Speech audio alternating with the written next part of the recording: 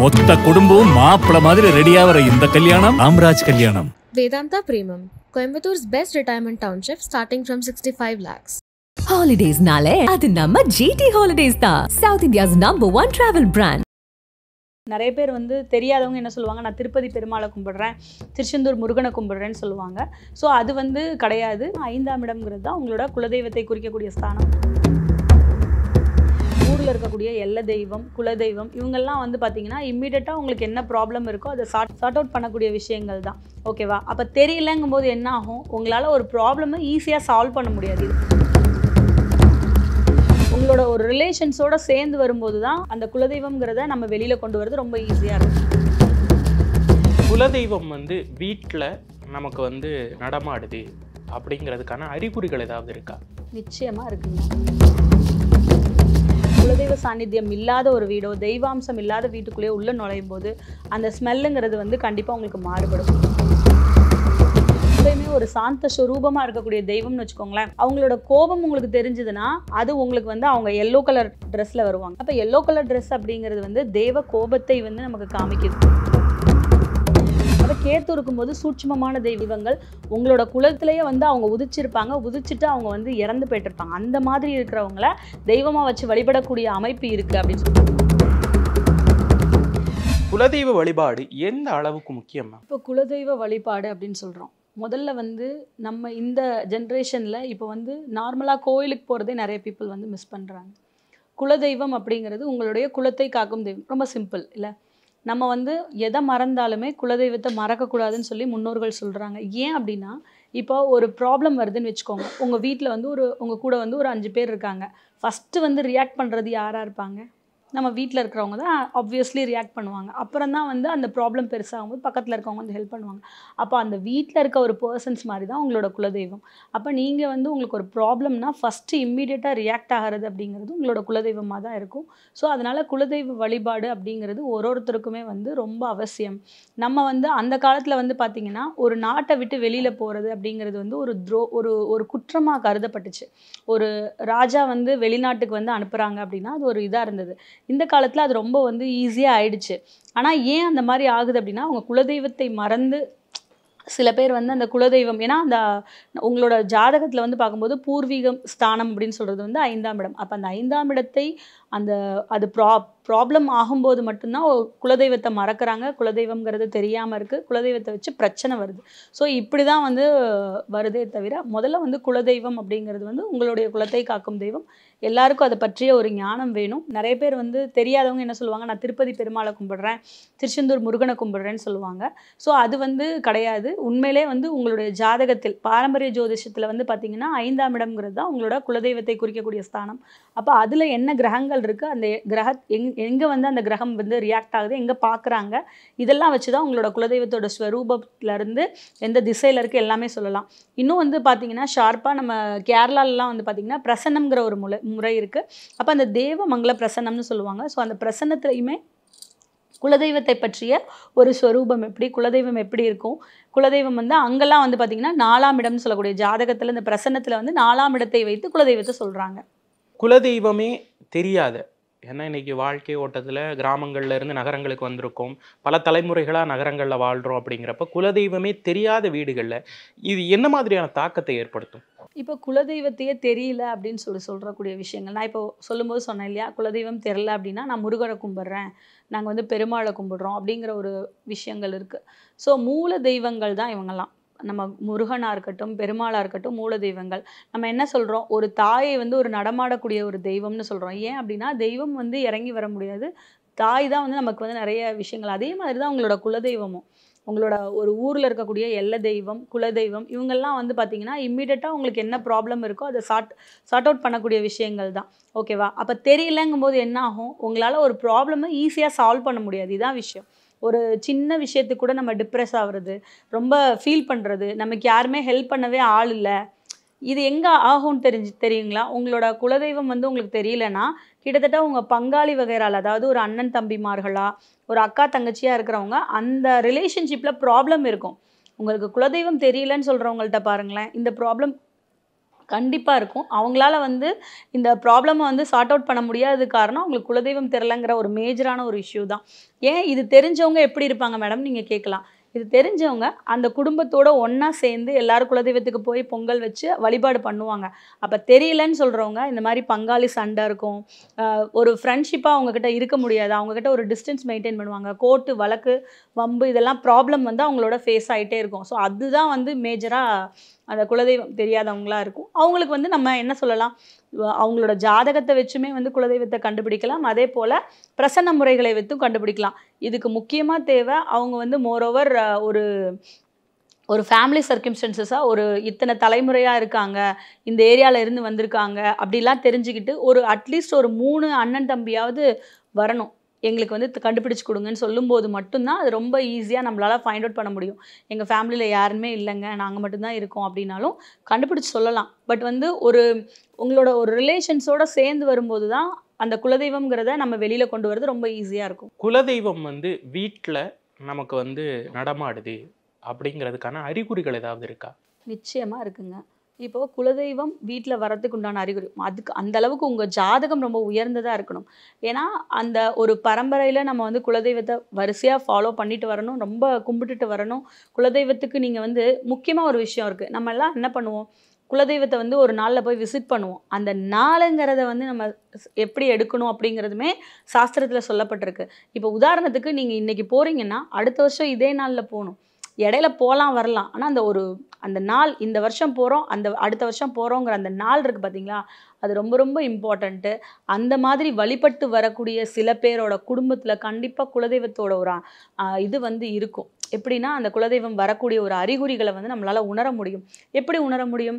நீங்கள் சொல்லுவீங்க, நான் கும்பிட போன தெய்வம் எனக்கு குறுக்கவே வந்தது, நம்ம வந்து தலைக்கு வந்த விஷயம் வந்து தலைப்பாகையோடு போச்சு. அதாவது அகால மரணங்கள் தவிர்க்கப்படும், தேவையில்லாத விஷயத்தில் வீட்டில் சண்டை வராது, ரொம்ப அமைதியாக இருக்கக்கூடிய தன்மை. அதே மாதிரி ஒரு லக்ஷ்மி கடாட்சமாக இருக்கிறது. வீட்டுக்குள்ளே போகும்போதே ஒரு ஸ்மெல் வந்து நல்ல ஃப்ராக்ரன்ஸ் இருக்கும், பார்த்துருக்கீங்களா? சில வீடுகளுக்குள்ளே நீங்கள் உள்ளே நுழையும் போதே ஒரு நல்ல நறுமணம் இருக்கும். இதே வந்து நீங்கள் ஒரு குலதெய்வ சாநித்தியம் இல்லாத ஒரு வீடோ தெய்வாம்சம் இல்லாத வீட்டுக்குள்ளேயே உள்ளே நுழையும் போது அந்த ஸ்மெல்லுங்கிறது வந்து கண்டிப்பாக உங்களுக்கு மாறுபடும். இது எல்லாமே உங்கள் வீட்டில். அதே மாதிரி சில பேர்லாம் சொல்லுவாங்க அந்த காலத்தில், நம்ம தூங்கும்போது வந்து குலதெய்வம் உங்களோட ஒரு சின்ன சிறுமின்னு வச்சுக்கோங்களேன், அந்த கொலுசினுடைய ஓசை வந்து கேட்டிருக்கேன். எங்கள் பாட்டிலாம் சொல்லியிருக்காங்க. இப்போ நம்மளோடது காமாட்சின்னு சொல்லும்போது அவங்க குழந்தை, அப்போ அந்த குழந்தை ஸ்வரூபங்கும்போது அந்த அம்மா வந்து ஜல் ஜல் ஜல் ஜல்னு அந்த சலங்கையில் நடந்து வர்றது வந்து தெரிஞ்சிருக்குது. இதே கருப்பசாமின்னு சொல்லும்போது அந்த கருப்பர் வந்து எப்படி வருவார், அந்த தன்மையை வந்து அவங்க உணர்வாங்க பெரியவங்க. அதனால தான் அந்த பெரியவங்க சொல்லுவாங்க, வடக்க நீ தலை வைக்காத, சாமி வந்து இழுத்து போட்டுருவாங்கன்னு சொல்லுவாங்க. ஏன் அப்படின்னா இது எல்லாமே வந்து நம்மளால் வந்து குலதெய்வத்தை பற்றி உணர முடிஞ்ச விஷயங்களாக இருந்திருக்கு. ஸோ அறிகுறிகள் அப்படிங்கிறது வந்து கனவு தான். இப்போ கனவுல வந்து ஒரு குலதெய்வம் வர்றாங்க அப்படிங்கிறப்ப அதை உணர்த்தக்கூடிய செய்தி என்ன? அதாவது குலதெய்வம் கனவில் வர்ற ஒரு விஷயம் வந்து ரொம்ப நல்ல விஷயம்தான். இது எப்படி இருக்கும் அப்படின்னு கேட்டிங்கன்னா, இப்போ உதாரணத்துக்கு நம்ம பேசிகிட்டு இருக்கும்போது சொல்லுவோம், நம்ம வந்து இந்த வாரத்தில் குலதெய்வம் கோயிலுக்கு போயிட்டு வந்துடலாம் அப்படின்னு சொல்லுவோம். சில பேர் என்ன பண்ணுவாங்க, இல்லைப்பா இந்த வாரம் வந்து பார்த்தீங்கன்னா கொஞ்சம் பிஸியாக இருக்குது, அடுத்த வாரம் போய்க்கலாம் அப்படின்னு சொல்லி பேசிகிட்டு இருப்பாங்க. அப்போது நீங்கள் வந்து என்ன பண்ணுறீங்க, அதை மிஸ் பண்ணிவிட்டு போஸ்ட்போன் பண்ணிவிட்டு அடுத்து போய்க்கலாம் அப்படின்னு சொல்கிறீங்க. சில காரணங்களால் அந்த மாதிரி தள்ளி போட்டுகிட்டே போகிறீங்க. அதே மாதிரி நீங்கள் என்ன பண்ணுவீங்க, இப்போ உதாரணத்துக்கு ஒரு ஃபேமிலி இருக்காங்க, எங்கள் அண்ணா வரணும்னு வெயிட் பண்ணுவாங்க, தம்பி வரணும்னு வெயிட் பண்ணுவாங்க, சிஸ்டர் வரணும்னு வெயிட் பண்ணுவாங்க. உண்மையிலே எல்லாரும் சேர்ந்து போய் கும்பிட்றது ரொம்ப நல்லது. அப்போ இவங்க எல்லாரும் சேரும்போது என்ன ஆகும்னா டைம் கிடைக்காம இருக்கும். அப்போ அந்த மாதிரி நீங்கள் பண்ணும்போது உங்கள் குலதெய்வம் வந்து உங்கள் கனவுல வரலாம். இது ஒரு விஷயம்.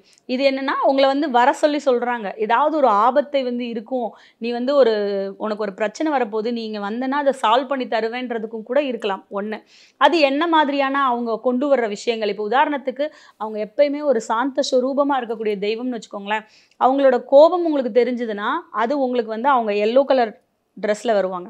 அப்போ எல்லோ கலர் ட்ரெஸ் அப்படிங்கிறது வந்து தேவ கோபத்தை வந்து நமக்கு காமிக்குது. அதே மாதிரி நீங்கள் பிரசன்னம் போடும்போதுமே 2/12 வரும் பிரசன்னம். 2/12 வரும்போது இந்த இடத்துல கண்டிப்பாக தேவகோபம் இருக்குது, நீங்கள் குலதெய்வத்துக்கு ஏதோ வேண்டுதல் பண்ணிவிட்டு நீங்கள் பண்ணலைங்கிறத நாங்கள் சொல்லுவோம். அப்போது வரக்கூடிய தெய்வம் என்ன மாதிரி ரூபத்தில் வருது அதை வச்சு நம்ம கனவுக்கு பலன்கள் நிறைய சொல்லிட்டே போகலாம். அப்போ சாத்வீகமாக வந்தால் உங்களுக்கு அங்கே அருள் நல்லா இருக்குன்னு அர்த்தம், பரிபூர்ணமாக இருக்குது, நான் நல்லா உங்களை காப்பாற்றி கொடுப்பேன்னு அர்த்தம். இல்லைங்கும்போது இங்கே என்ன மாதிரியான அவங்க வியர் பண்ணிட்டு வர ட்ரெஸ்ஸஸாக இருக்கட்டும், அவங்க கையில் கொடுக்கக்கூடிய கோலங்கள், இப்போ கருப்பசாமியே வராரு அப்படின்னா அப்போ நீங்கள் அவருக்கு வந்து ஏதாவது பேலன்ஸ் வச்சுருக்கீங்களா அதை நீங்கள் வந்து நினைவுபடுத்தி போங்க. இப்போ உதாரணத்துக்கு பெரியவங்க சொல்லுவாங்க, இப்போ மாசாணியம்மன் கோயில் நீங்கள் வரேன்னு சொல்லிட்டா போயே ஆகணும், இல்லைன்னு சொன்னால் அவங்க கனவுல வருவாங்க அப்படின்னு சொல்லுவாங்க. உங்களை வந்து நீங்கள் வர சொல்லி தான் சொல்கிறாங்க. அப்போ நீங்கள் கரெக்டாக அதுக்கு உண்டான விஷயங்களை பண்ணினீங்கன்னா ரொம்ப நல்லாயிருக்கும். கனவுல வரும்போதே அதுக்கு உண்டான ஒரு ரியாக்ஷன்ஸ் பெரியவங்ககிட்ட கேட்டாலே அதுக்கு உண்டான பலன்களை சொல்லுவாங்க. ஸோ இப்படி தான் அதோட கனவினுடைய பலன்கள்ங்கிறது இருக்கும். குலதெய்வத்தை தேடி அலையக்கூடிய எத்தனையோ குடும்பங்கள் இந்த காணொலியை கூட பார்த்துக்கிட்டு இருக்கலாம். அப்படி ஒரு பரிகாரம் இருக்கா? குலதெய்வத்தை எக்ஸாக்டாக கண்டுபிடிக்கக்கூடிய பரிகாரம் நிச்சயமாக இருக்குங்க. இப்போது குலதெய்வத்தை தேடி அலையக்கூடியது அப்படின்னா, குலதெய்வம்ங்கிறது வந்து உங்கள் ரூட், வேர். அப்போ நார்மலாக நம்ம வேத ஜோதிஷத்தை பொறுத்தவரை என்ன சொல்லுவோம்னா 5ஆம் இடம் தான் வந்து குலதெய்வம். அப்போ அந்த வேத ஜோதிடத்தில் 5ஆம் இடம் அப்படிங்கிறது வந்து பார்த்திங்கன்னா சூரியனுடைய வீடாக கருதப்படுகிறது. அப்போ எல்லாருடைய ஜாதகத்திலையும் சூரியன் நல்லா இருக்கணும், 5ஆம் இடம் நல்லா இருக்கணும். அதே மாதிரி உங்களோட லக்னம் என்னவா வேணா இருக்கலாம், அந்த லக்னத்திற்கு 5ஆம் இடம்ங்கிறது ரொம்ப நல்லா இருக்கணும். இந்த 3 விஷயம் ரொம்ப நல்லா இருந்தது. அதாவது நான் சொல்லக்கூடியது மொத்தம் 3 விஷயம். ஒன்று வந்து காலபுருஷ தத்துவத்தின் 5ஆம் இடமான சூரியன், அவர் இருக்கக்கூடிய அந்த 5ஆம் இடமான சிம்ம வீடு பவித்திரமாக இருக்கணும், அங்கே எதுவும் பாவகிரகங்கள் உட்காரக்கூடாது. அப்படி உட்கார்ந்தாலும் என்ன செய்யும், உங்களுக்கு குலதெய்வம் சம்மந்தமான, உங்களோட பங்காளி வகைரா சம்மந்தமான, உங்களோட பூர்வீகம் சம்மந்தமான தொந்தரவு இருந்துக்கிட்டே இருக்கும். அதே போக நீங்கள் என்ன லக்னமாக வேணால் இருந்துக்கோங்க, உங்களுடைய லக்னத்தின் 5ஆம் இடம் அங்கே ஏதாவது பாவிகளுடைய சேர்க்கையோ பார்வையோ இல்லாமல் இருக்கணும். இந்த 3 விஷயமும் இல்லாமல் இருந்ததுன்னா உங்களுக்கு குலதெய்வம் நல்லா இருக்குன்னு அர்த்தம். நீங்கள் ஆப்வியஸ்லி அதை தேடி போகணும்னு அவசியமே இருக்காது. நீங்கள் வந்து தேடி போகணும்ல, உங்களுக்கு எல்லாருமே சொல்லிடுவாங்க. இது இல்லாமல் உங்களுக்கு ப்ராப்ளமேட்டிக்காக இருக்குது, இந்த 3மே ப்ராப்ளமாக இருக்கவங்க தான் நிச்சயமாக குலதெய்வத்தை தேடக்கூடியவர்களாக இருப்பாங்க. இவங்களுக்கு உங்களுடைய பாரம்பரிய ஜோதிடத்திலையுமே வந்து பார்த்திங்கன்னா அந்த 5ஆம் இடத்தை வைத்து குலதெய்வம் சொல்லப்படுது. இப்போ உதாரணத்துக்கு 5ஆம் இடத்தில் ஒரு பாவகிரகம் இருக்குங்க, நீச கிரகம் இருக்குது, ராகுவோ கேதுவோ இருக்காங்க. அப்போ நம்ம என்ன கேட்போம் அப்படின்னா, ராகு இருந்தார்னா வீரபத்ரர் மாதிரியோ காளி மாதிரியோ ஒரு சொரூபம் உள்ள தெய்வம் இருக்கணும், பலி வாங்கக்கூடிய, அதாவது உயிர் பலி கொடுக்கக்கூடிய தெய்வம் இருக்கணும். இதே அங்கே ஒரு சாத்வீகமான கிரகம் இருந்தால் உயிர் பலி இல்லாத ஒரு தெய்வம் வந்து நிச்சயமாக அங்கே இருக்கணும்னு சொல்லலாம். அதே மாதிரி அங்கே இருக்கக்கூடிய கிரகத்தை பொறுத்து தான் உங்களோட குலதெய்வத்தோட ஸ்வரூபம், அவங்க கையில் இருக்கக்கூடிய ஆயுதங்கள் இருக்கும். இப்போ கடகம், விருச்சிகம், மீனம் இந்த மாதிரி நீர்ராசிகள் சம்மந்தப்பட்டதுன்னா உங்கள் குலதெய்வம் நீர்க்கரையில் இருக்கக்கூடிய தெய்வமாக தான் இருக்கும் அப்படிங்கிறத சொல்லலாம். அவங்க கூட சேர்ந்துருக்கிற தெய்வங்களை வச்சு இந்த கோயிலில் எத்தனை தெய்வங்கள் இருக்குது, பலிபீடங்கள் இருக்குது, இது எல்லாமே சொல்லலாம். இது வேத ஜோதிடம். இதே நீங்கள் வந்து ஒரு பிரசன்ன முறைகள் எடுத்துக்கிட்டிங்கன்னா, நம்ம இப்போ சோழி போட்டெல்லாம் பார்ப்போம். சோழி போட்டு பார்க்கும்போது நீங்கள் அதுக்கு வந்து பார்த்திங்கன்னா ப்ரிப்பேர்டாக அவங்க ஃபேமிலியில் இருக்க எல்லாருமே இருக்கணும், ரொம்ப பயபக்தியோடு அதற்கு உண்டான பொருட்களை கொடுத்து ஜோதிடம் வந்து கேட்கணும். அந்த பிரசன்ன ஜோதிடத்தை பொறுத்தளவு அப்போ அந்த பிரசன்ன ஜோதிடத்தை ஆரம்பிக்கிறதுலேருந்து, அதாவது நீங்கள் இப்போ என்கிட்ட கேள்வி கேட்குறீங்க, மேடம் இந்த மாதிரி எங்கள் குலதெய்வம் தெரியணும்னு சொல்லி உங்கள் ஃபேமிலியில் ஒரு 4-5 பேர் வந்து கேட்குறீங்க அப்படின்னா, நீங்கள் கேட்க வர்ற அந்த நிமிஷத்துலேருந்து கணக்கெடுத்து எங்களுக்கு அந்த வழியில், அதாவது உங்களுக்கு வந்து சொல்ல வர வழியில் எங்களுக்கு கொடுக்கக்கூடிய சகுனங்கள் எல்லாத்தையும் வைத்து தான் அந்த குலதெய்வத்தை பற்றி நம்ம வந்து எல்லா விஷயமுமே சொல்லுவோம் அப்படிங்கிறது தான். ஏன்னா அந்த பிரசன்னத்தை பொறுத்தளவு இன்னும் கொஞ்சம் டீப்பாக இருக்கும்.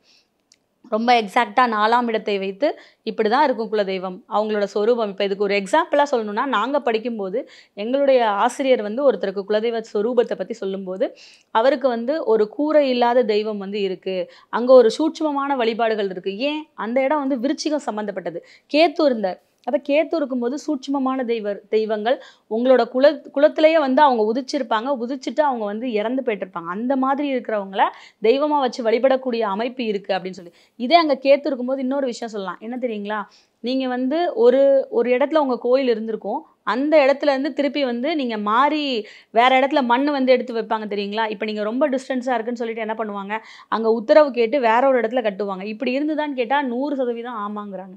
அப்போ இப்படி தான் வந்து நீங்கள் குலதெய்வத்தை கண்டுபிடிக்கக்கூடிய நிறைய வழிமுறைகள் இருக்குது.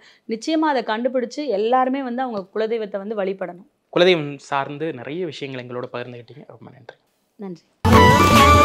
மொத்த குடும்பம் மாப்பிள மாதிரி ரெடியாகிற இந்த கல்யாணம் ராம்ராஜ் கல்யாணம். Vedanta Premium, Coimbator's best retirement township starting from 65 lakhs. Holidays nale adu namma GT Holidays da, South India's #1 travel brand.